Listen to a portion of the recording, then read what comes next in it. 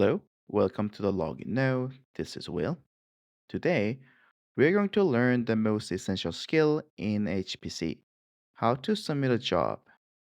On HPC, you can't simply run your heavy simulations right after logging in. Why? Because, as we discussed before, you are currently on a login node. Think of the login node as a hotel reception. It's a place to check in, not a place to set up a tent and sleep in the lobby. Compute nodes are your actual rooms.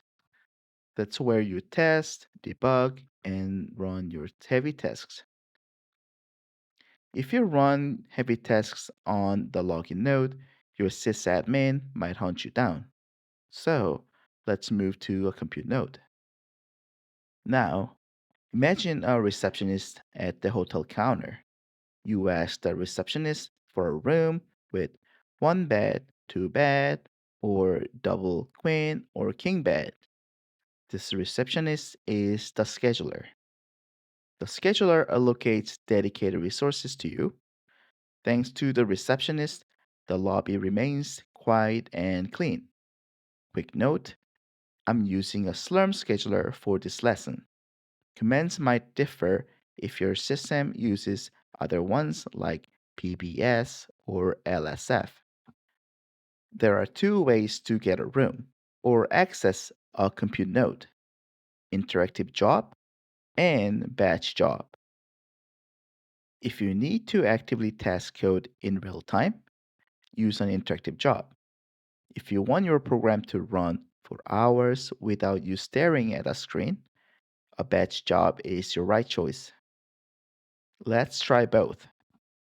Let's start with an interactive job. Type srun dash dash pty slash bin slash bash. You'll see some status messages and look at the prompt. The hostname changes from login node to compute node.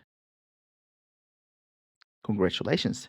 You are now virtually standing on a compute server. You can run anything you want here.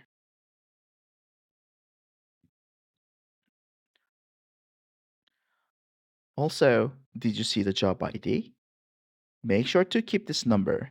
If you have an issue, and contact the help desk, giving them this job ID will make them very happy and help them debug much faster. Great. Now, let's look at the batch job. This has been more challenging, but it is how most of HPC work is done. To submit a batch job, you need a recipe, or we call it a job script. Here is our sample script, jobscript.sh. I'll walk you through it line by line. Bin bash, this tells the system this is a bash script. Next, the lines starting with hash sbatch are instructions for the scheduler, our receptionist. Dash dash partition, we're asking for a CPU room. Dash dash job name, we name it a first job. Dash dash output and error, save the logs to result.out and result.error.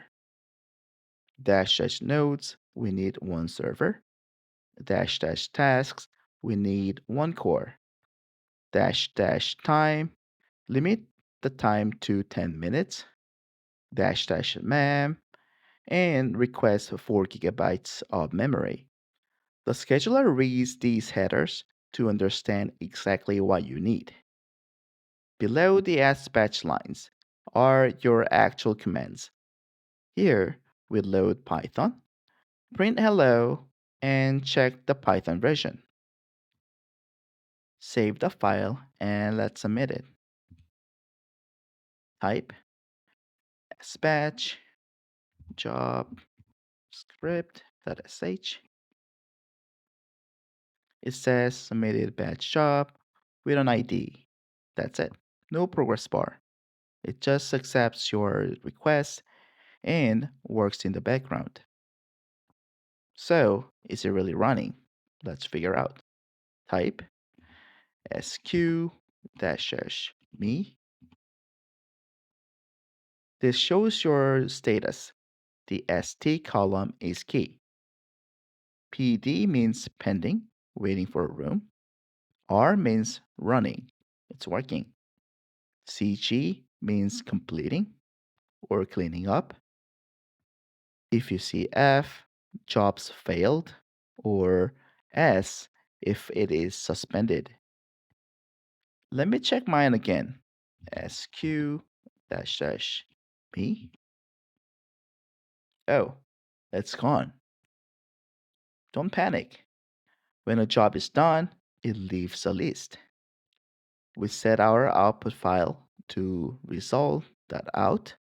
So let's check. Type ls. There it is. Let's peek inside. Cat result.out. It says hello HPC world and shows Python version. It worked perfectly. Amazing. You just mastered the core of HPC. You now know how to get into a compute node and submit a batch script. In the next video, we'll learn how to transfer files. Please comment below which scheduler does your university use, Slurm, PBS, or something else. Thank you. See you next time.